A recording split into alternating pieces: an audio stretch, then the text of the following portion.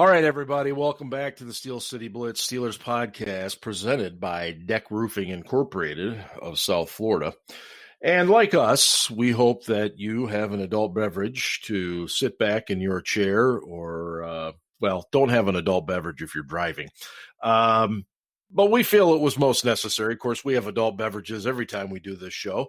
But the Steelers have now lost. People can tell we have adult beverages every time. The Steelers have now lost 3 straight after starting 11-0, and under certain situations, we've lived through these things before. Steelers 5 and 6 game losing streaks and other things like that. But this is bad on a number of levels, which we'll dive into tonight. But we're expecting Ian will join us at some point. But for right now, it's Ben and I, and I started out with 3 fingers of whiskey, and may send my son to get the bottle because I might need more. Ben, I'm assuming you are. Also imbibing this evening as well as we get ready to talk this nightmare. Yep. Yeah, I am. Yeah. Indeed. As you pointed out before, we always drink on these shows, but yeah, tonight we actually need it. And boy, there's so many places to start here. And so many off-field things to start with. The off-field stuff is honestly just so much noise. It's not It is. It's like we talked about last week. It's not like he's out getting arrested or doing anything that's gonna endanger his eligibility to contribute as a member of the team. Mm-hmm. It's just it's childish and it's a little disrespectful. And yeah, I wish he'd stop doing it, but I don't think it's as big a deal as some people are making it out to be. I don't. No, I don't either. And of course, we're talking about JuJu Smith-Schuster, who has been dancing on the logos pregame before every game, and somebody records it. Now, this past week, it was Chase Claypool that recorded it, and then JuJu uploads it to TikTok, and everybody goes crazy. And it blew up even more because Von Bell made some comments, and then Von Bell took advantage of JuJu's quarterback, leading him right into getting absolutely obliterated. Yeah, and bad pass, especially given the fact that Claypool was open 20 yards downfield. And it was 3rd and 8, and they threw a 2-yard pass. Yep. But furthermore, you nailed it last week, and I'm not going to belabor this point any longer than we need to because there are much more important things to be discussing about this football team.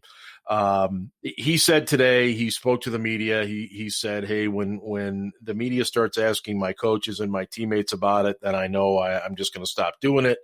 And I'm with you. It's not the end of the world. If you're a professional athlete and you need the extra motivation because a guy is doing TikTok videos on the logo, then maybe you're not motivated enough to play the game. It's not that big a deal, but is it childish? Does it need to go away? Yes. And so apparently, according to him and Mike Tomlin, it sounds like it will. So everyone can just now relax. We don't have to worry about JuJu Gate 2020 and any of that stuff because, as I said, there are many, many other more important things to be worried about as it goes with the Pittsburgh Steelers. So, Ben, we all thought that this Bengals game was going to be the game where, okay, it's time to kind of get a fresh start. The defense will do a good job. The offense will score just enough points. We'll pull away in the end, blah, blah, blah. Your overall impressions of what took place on Monday night? Ben. Yeah. Was horrible. There's no sugarcoating it. Ben was awful. Honestly, if it had been any other quarterback, if it hadn't been a guy who'd given you 17 years of amazing contributions and had deposited a lot of good faith into the bank, over that period of time, he probably would have gotten yanked. He was that bad. And the I offense, advocated for it. I didn't. I did not. I just nah. I mean, just at that point, it's like, yeah. what you're gonna pull him and undermine his confidence.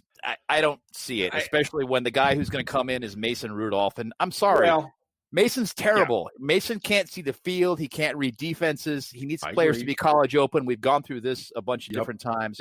Yep. Mason ain't it. He is not the answer.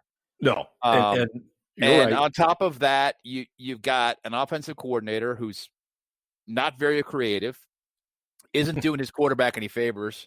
No. You get an offensive line that's, a bit decimated by injuries. I'll give it that. But also, you got two tackles that were overwhelmed by the guys they were trying to block one-on-one. Mm-hmm.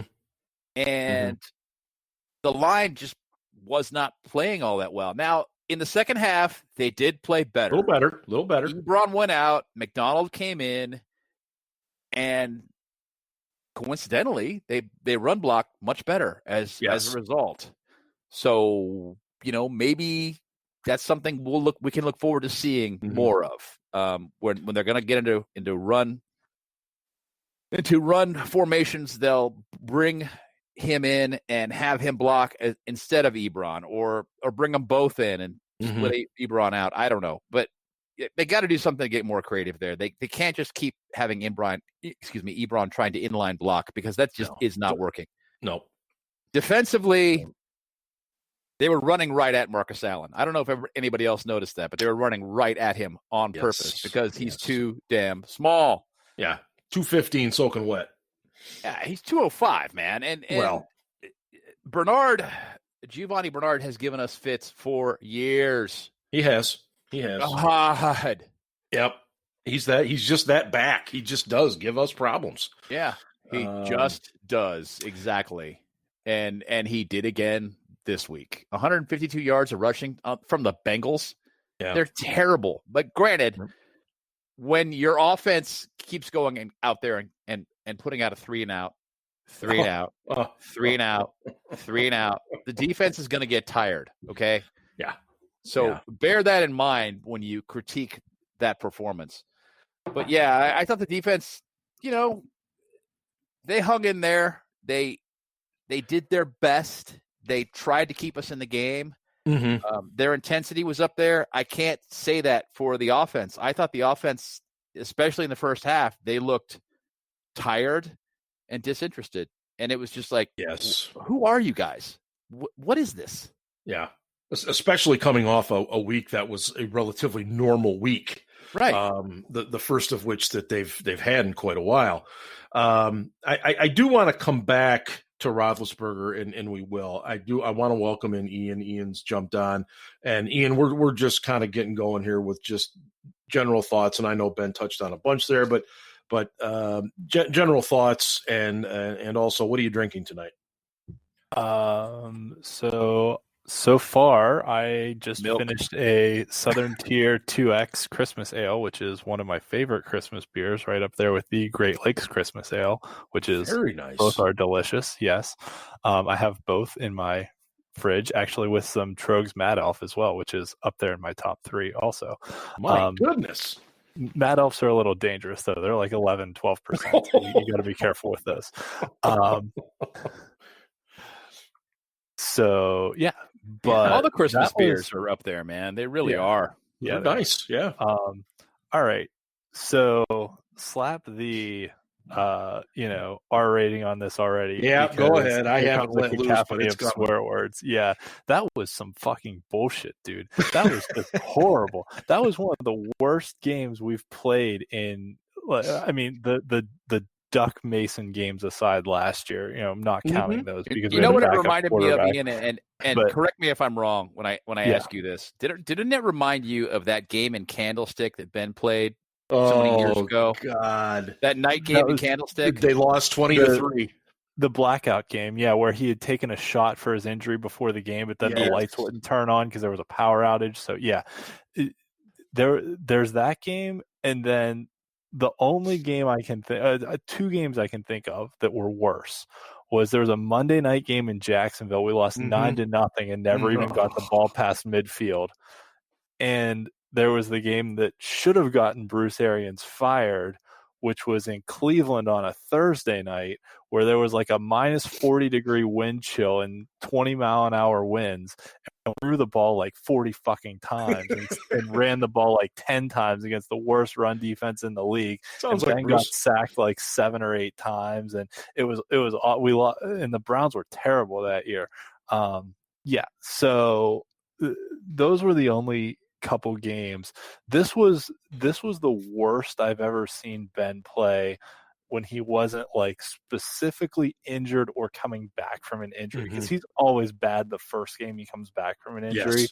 But and there's other games he's played through some type of injuries, but for him to come out and say this week, like, oh, my knee's not bothering me, I'm fine, like, I don't buy it. I don't buy it either. He wasn't stepping into throws. His accuracy was horrible. Against any legitimate defense, he would have had 5 or 6 interceptions instead of just 1.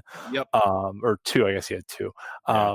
But nevertheless, or no, he only had 1. The one got dropped. The one that went right through William Jackson's hands, which for all intents and purposes, my goodness. And really the final score was closer than it probably should have been. I mean, we got bailed out on a 4th down at the goal line by a pass interference call.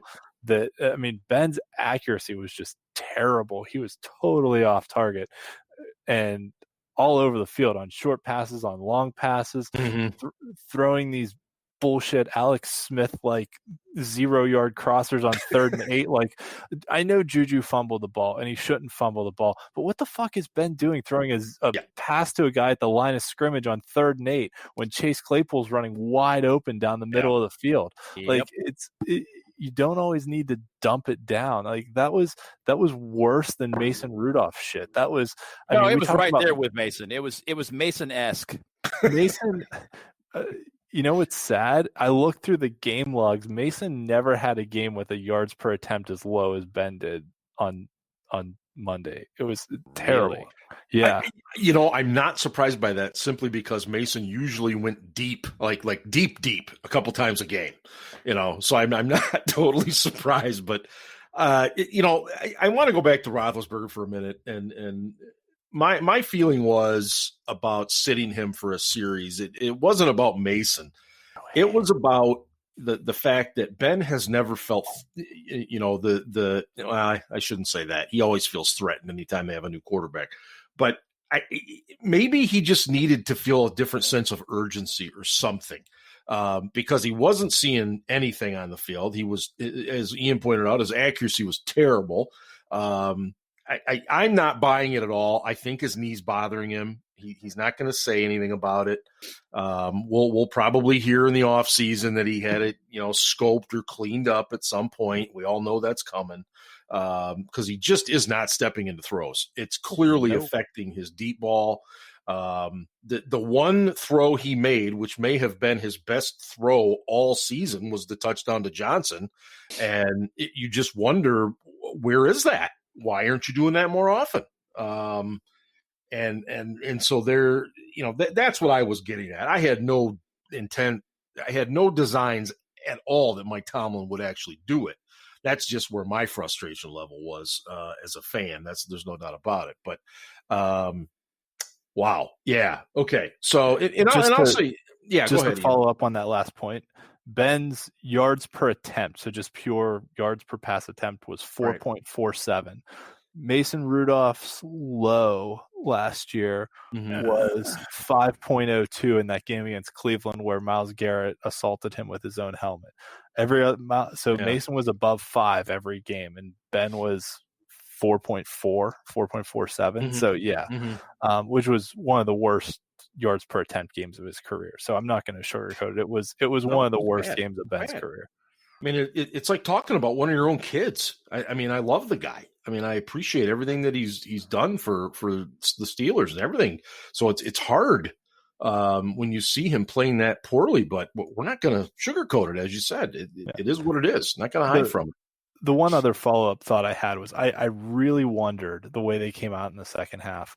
If you remember the game in Cincinnati last year, Tomlin gave Mason one drive after halftime and then benched him for Duck. And then Duck came in and threw that touchdown pass to James Washington over the middle of the field and then started the next 4 or 5 weeks. Yeah. I wondered if, Tomlin basically gave Ben, I'm going to give you a series in the second half. And if you don't show me something, I'm putting you on the bench, because he looked a lot better that first series, because that was when he came out and threw that touchdown pass to Johnson too. Right. So, they came out and looked pretty good in the beginning of the third quarter. So I wondered if there was a similar philosophy going on there. Obviously the offense showed something, so we never got to see what would have happened if they didn't. The sideline reporter, who I can't recall who it was the other night, but did allude to the fact that there was a little bit of fire and brimstone in the locker room at halftime. So whether that came from Tomlin, a player, I don't know. But certainly something. So Ben, I'm going to ask you this: considering what they have right now offensively, the deficiencies along the offensive line, what do you do? You're Randy Fiechner. You're sitting there and you're thinking, okay, how do I get this thing? What do you do? What is your solution to get this thing going as an offensive coordinator? Two things. And people are going to hate this, but I run some screens. I run some jet sweeps. I try and get the defense going side to side, so they're anticipating that coming. I spread them out. I run more inside outside zone, both, and try and run the ball that way rather than just gap blocking it, which just hasn't been working. Now maybe, by inserting Kevin Dotson in there, things will improve this week. But we're going against a really good defense this week. Much different story this week. Really good defense this week. And they've got to do some razzle-dazzle, and it's got to work. I mean, it can't be, a behind the line of scrimmage screen to Ray McLeod that gets snuffed out for a 3-yard loss. It actually has to work. It has to come off quickly and crisply and get down the field as quickly as possible and make the defense think about it every time they line up. I also would have Ben play less in the shotgun and in the pistol, because I'm sorry, it's predictable. It is predictable. These RPOs are not working because they don't respect the run. Right. At all. It is just not working, and got to knock it off. On top of that, we had an RPO work last week, but Hassenauer was already downfield. Right. Well, yeah. And that's for people wondering, that's not his fault either. No. He, as far as he knows, he's run blocking. And the that's on the quarterback to make that decision. He's got to get the ball out in less than 2 seconds on an RPO. He can't hold it. Yep. That was on Ben too. Ben did not play well. He just didn't. And if Ben plays as poorly this week as he did against the Bengals, we're going to get beat by 17 to 20 points. Yeah. I would say it'll look like that Jacksonville 5 interception game. But I don't want to go there. Ian, what do you do to fix this offense, knowing what it is that you're dealing with personnel wise? What do you do? Stop calling plays that are dumb as shit.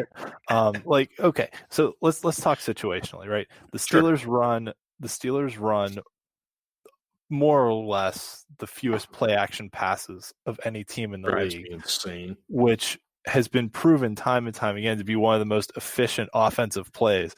I mean, Baker Mayfield is a not great quarterback, and they showed the stat on Sunday night how much worse he is under pressure than he is when he has a clean pocket. And play action passes are something that can give you a clean pocket, and that's what the Browns have done to be successful, is run a lot of play actions. So running more play action helps, which you need to establish a bit of a run game to do. It would help. So you got to run on first down instead of running on 2nd and 10. 2nd and 10 run plays are the most inefficient plays in football. He keeps doing it. and you keep doing it. Like, how many times do we need to see an incomplete pass on first down and then a running play on second down? Like, it's horrible. So you gotta work to your strengths, not to your weaknesses. And Benny Snell had a decent game. He had 80 some yards on 18 carries. I mean, that was almost 5 yards a carry. He had a good half is what he had. The good second half, he was very effective. The first half, but that allowed to do the line. I don't put that much on him. Yeah. Well, and to speak to Snell too, I mean, you got to use your personnel in situations that maximizes their abilities. Don't run a swing pass out of the backfield to Benny Snell. That's not going anywhere. If you want to run that shit, run it to Anthony McFarland, who can actually like make a move in space. If you want to give the ball to Benny Snell, hand him the ball and let him run with it. Like, don't basically what they started doing in the second half, which worked, at least from my perspective, was it became very obvious that the Bungles defensive ends were not playing the run at all. They were just coming straight at Ben. So it's like, okay, if you're not going to be there, we're going to run at you. No, it makes total sense. And Ian, since you mentioned Snell, Connor is expected to be back this week. Who would you start on Sunday? I start Connor because he's a better blitz pickup running back than anyone else we have. And they seem to have more confidence in him than they do in anyone else. It seems like they handed off more out of necessity than out of, confidence in him. And I don't know if that's lingering from his couple fumbles he had early in the year, though he hasn't really fumbled since then. But nevertheless, it was bad all around. It was probably some of the worst tackle plays since Adams was the starting tackle for 3 games, and then he got roasted by Jaron Allen in London and just never played again.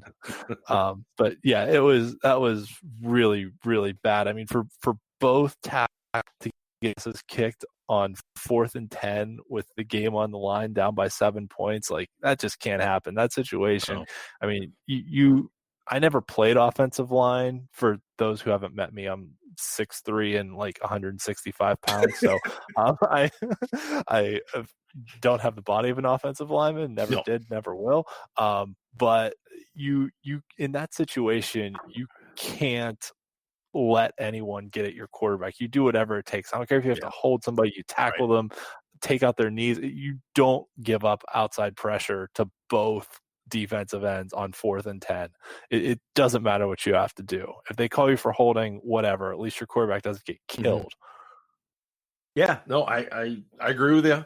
The tackle play was awful. I think Chuks Okorafor probably got away with his play because so many people focused on Al's poor play.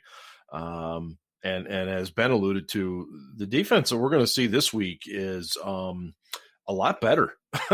a lot better. Yes. Yeah. And so that should make any of us in the Steelers Nation nervous from that viewpoint. So, can I add something on that note? Of course. I know I've just talked a lot, but if you look at the teams the Colts have lost to this year, they all run the ball pretty well. They lost to the Browns, they lost to the Ravens, and they've lost to the Texans. So all 3 of those are among the better running teams in the league this year. So they also lost to the Jaguars in week 1 in a quintessential Phillip Rivers game where he got the ball down by 7 with 2 minutes left and threw an interception. But nevertheless, their other losses have all been against teams that can run the ball well. So to win this game, it's not going to be a game where Ben can throw the ball 50 times and we're going to win. We're going to have to run the ball on the ground. And before we kind of segue over to the Colts a little bit more, the Bengals, I thought, I don't want to take anything away from them because number one, they played very hard for a team that's 2-10-1. I give them credit. That was their Super Bowl. I think we all recognize it. And I thought Zach Taylor, who I don't really think a whole lot of as a coach, I thought he had some real timely calls that benefited his team significantly. And so I'm not going to knock them by any stretch because they did the things they had to do to win. And then, secondly, I think now as we segue towards the Colts, this is the home finale. And 3 weeks ago, if you would have told me that the possibility existed that this would be their actual last home game, I would have said you're full of shit. But if they don't win one of these last two, then they very well could be on the road to start the playoffs. And just the thought of that is incredible to me. I want to just run through the defense, the injury stuff real quick. And if you guys are updated more than I am, let me know.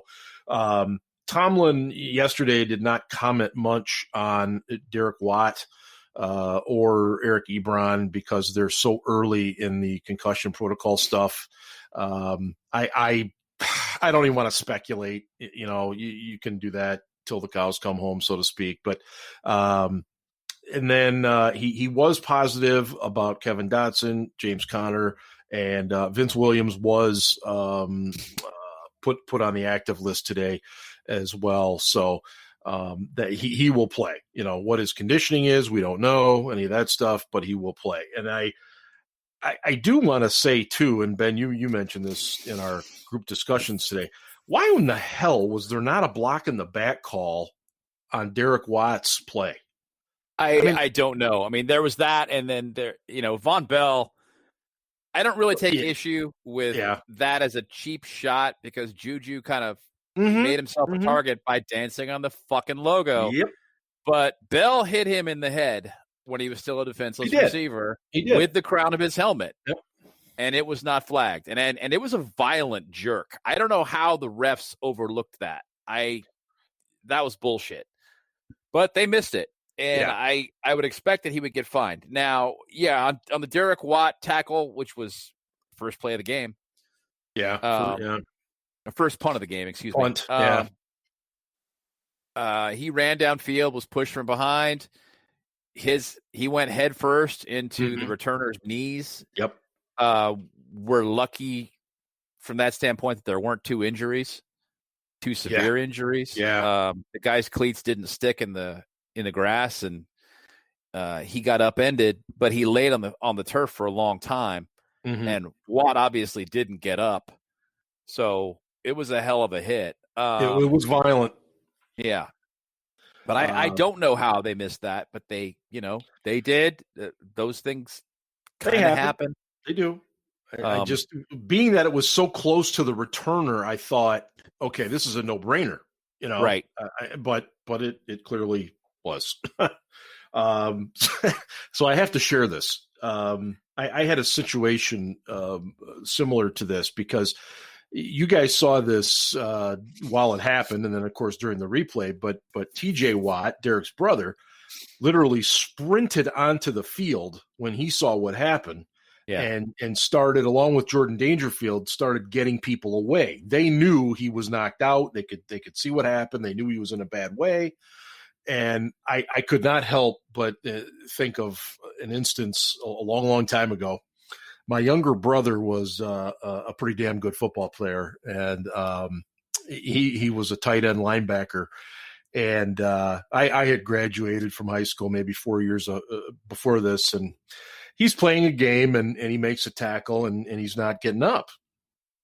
And after a few seconds, you realize he's not moving either, and so my mother looks at me and looks over at my father, and then my father looks at me, and my parents were divorced, so that was about as much as they ever looked at each other, period.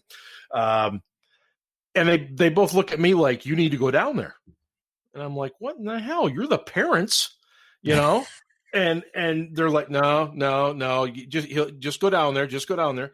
So I go down the stands, and I climb over the fence and walk across the track, and I'm on the, there's my old head coach. He's standing there, and he kind of walks over to me before I get to my brother, and he says, he's out. He's knocked out. And I said, okay. I said, well, where's the trainer's out there, smelling salts, all that. And so I'm leaning, literally, I'm on my hands and my knees, and I'm leaning over my brother. And his eyes start to open, and I swear to God, he looks at me and he says, what the fuck are you doing out here?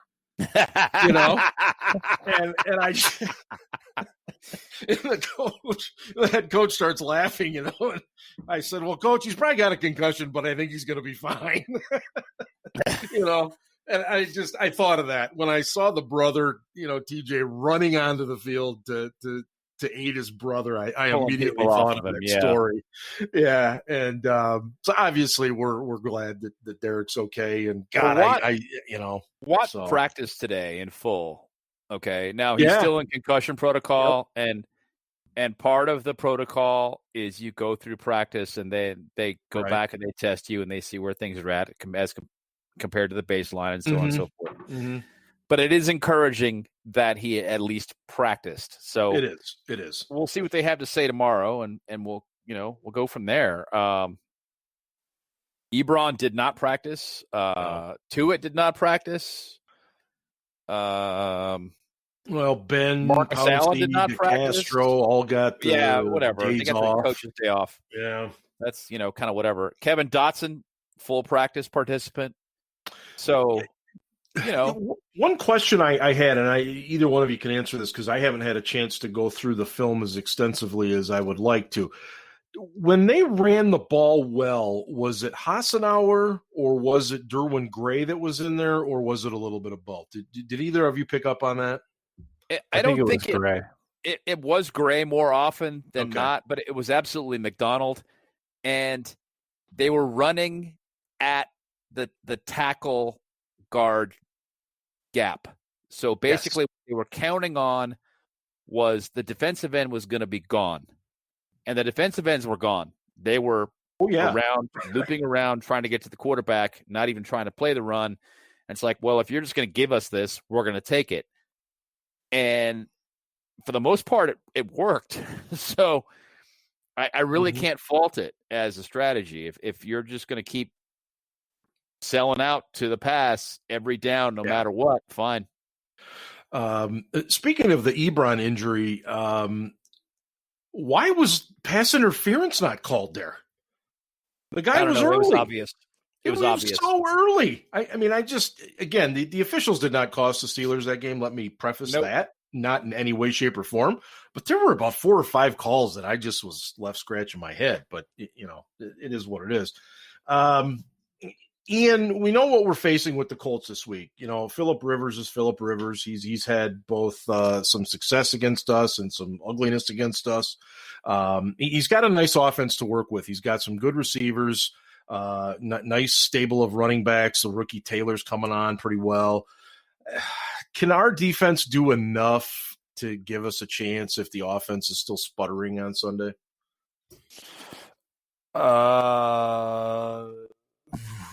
That's a tough question, Mark. That's what I'm here for. Depends. If Rivers has one of those quintessential Rivers games where we get, like 3 picks and 2 of them are pick sixes. Oh, well. Yeah. And they've been using Jonathan Taylor, and he's had fumbling problems in the past. We talked about that back in the draft. So if Taylor coughs it up, if Rivers throws a couple picks, if Rivers starts acting like a petulant child and spiking the ball around and stuff, then we've got a chance. But it's so hard to say because our offense has been so bad. Like, we haven't broken 20 points in 4 weeks now. No. It's been bad, and I've kind of been following the Colts offhand, and the Colts have been really good in the first half lately, and they kind of just get up and then just kind of cruise to victory. And some of their games have been closer than the games really were, just because they get up in the first half and then just kind of cruise. But their defense is really good, and if our offense can't score, our defense is going to have to produce turnovers. I thought we'd get a lot more turnovers against the Bengals than we got, which was none. And we played right into the hands of a lesser team. We turned the ball over a bunch. We gave them short fields, and they converted them. That's the recipe for how you lose to bad teams. Is you turn the ball over, you give them short fields, and you give them touchdowns. Just the offense has to be better. Ben has to be more accurate. If the offense continues the way they are, no, I don't think the defense is good enough to beat the Colts just because of how good Indy's defense is. If Ben throws the ball on Sunday like he did on Monday, Indy's going to have 4 or 5 picks. Like their defense is that good. Yeah, I agree. It's a fast defense. They're aggressive. There was a lot of talk about what's his name there in the middle, Buckner, getting kind of snubbed for the Pro Bowl because he's had a really good year. But a lot of their guys have had good years. So on that note of them being fast, earlier tonight you asked Ben about what he would do on offense, and he mentioned the jet sweeps and things like that. You run a couple of those, make them start pursuing side to side, and that's when you can start hitting them up the middle with runs with Snell and Connor too. We saw that against Philadelphia earlier this year that Ray McLeod got the corner on one play, then all of a sudden those linebackers start sneaking when they see the guy coming in motion, and all of a sudden Connor, who was getting 1 or 2 yards of carry, busted out an 8 and 9 yard carries up the middle just because that jet sweep motion caught those linebackers and made them drift to the side because they had to respect it. So Indy's fast to the edge, but even if you do it a couple times and get 4 or 5 yards, make them respect the motion, then you run the motion and just hand it off up the middle, and those linebackers have to read 2 run keys instead of just 1. Or, I mean, the Bengals weren't even reading any run keys at all. They didn't care. That was the whole point. They were just saying, screw it. They were just completely selling out to the short pass, and it was killing us and ignoring the run altogether. Ugh. Yeah. We did have a nice screen pass, though. That was something. I think it picked up, 8 or 9 yards? I stood and applauded because we don't see that very often from our team. For sure. I don't really know where else to go at this point, guys, because I'm so flabbergasted from the last 3 weeks. I just don't know. Ian, you kind of alluded to how bad this loss was, and I was thinking, and I know some of the folks that are our age and older were kind of reminiscing a little bit about the 80s days, and seems to be coming quicker and quicker because if Ben keeps playing that way, then it's going to be here. And I'm not saying that Monday was. A lot of people are saying it, by the way, because people think in very binary terms about football. But at some point, Father Time comes for everyone, and. As recently as Sunday, I was saying, the Steelers are going to extend Ben next year. They don't have a choice. Yep. He's got a $41 million cap hit. They're already over the cap, and they have a list of free agents, their own free agents. That's 19, 20 players deep. That's before they sign any of those players. They're already over the cap.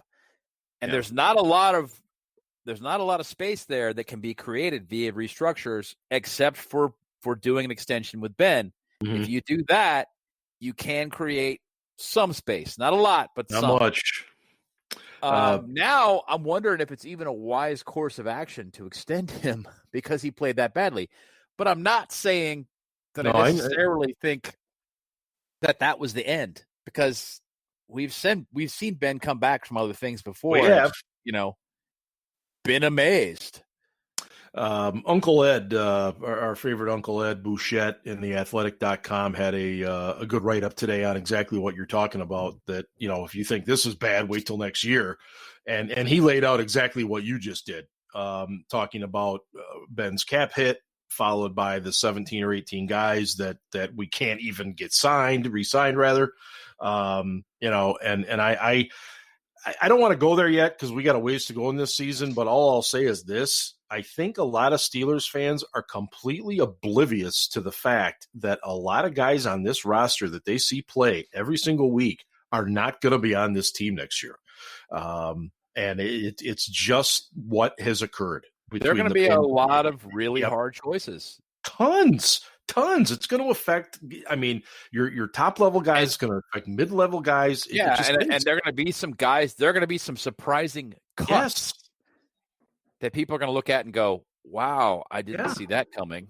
No, I don't want to belabor it because I don't want to think about it. But if we don't mention it, then we're not being upfront and honest about it because it's coming,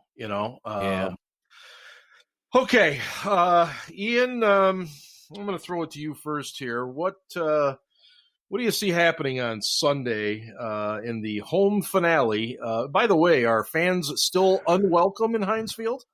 Yeah, that is correct. Fans, boo. by order of the governor, are not permitted. I must say, I am very honored that I was one of about 15,000 people to see a Steelers game in person in Pittsburgh this year. So I got that going for me. And you got to see them when they were good too. Right. Back in the Philly game. Yeah. Okay. What's your prediction? Fire away. Let's you and I both had them beating the Bengals last week. Ben, of course, did. But we all were wrong. So go ahead. We were. I don't feel good about this game at all. Looking through Indy's results, Indy's not blowing teams out. They're not killing anyone. So I'm gonna say Indianapolis 27-13. Yeah, I hear the crying, and that's what I wanted. Yeah, I agree with you, Maggie. That's way too many points. Well, it is your opportunity then, Ben. What do you see happening on Sunday at the Confluence? Indy is scoring at about 28 points a game. Yeah. Okay. Yep. They're going up against a good defense in Pittsburgh, so I don't see them getting to 28. They were allowing 23 points a game. The Steelers' offense, 4 weeks ago, I'd have been like, oh, they're allowing 23 points? Well, we're going to score 27. No problem. Mm-hmm. Mm-hmm. Now, after the last 4 weeks, I don't feel quite as comfortable making that kind of prediction.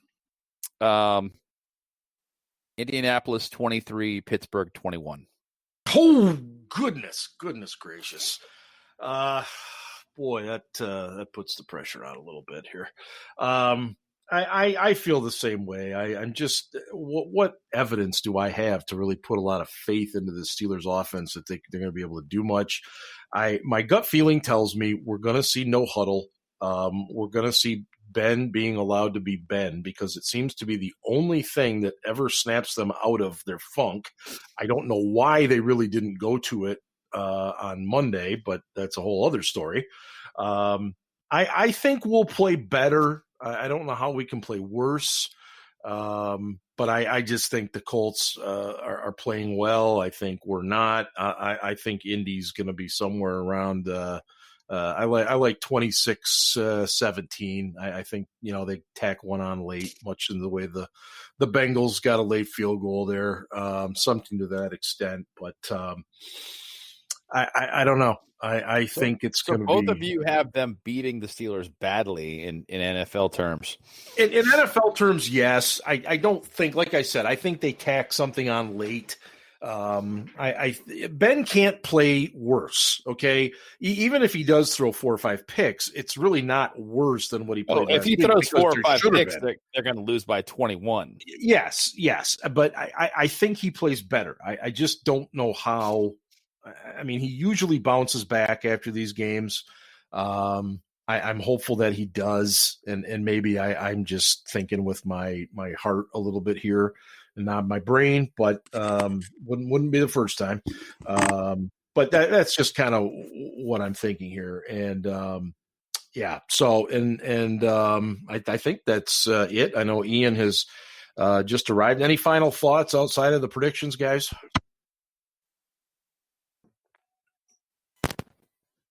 Ian, you still there?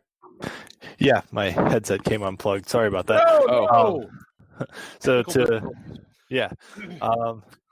Merry Christmas, everyone. Stay safe. Thanks for listening, and fuck Philip Rivers.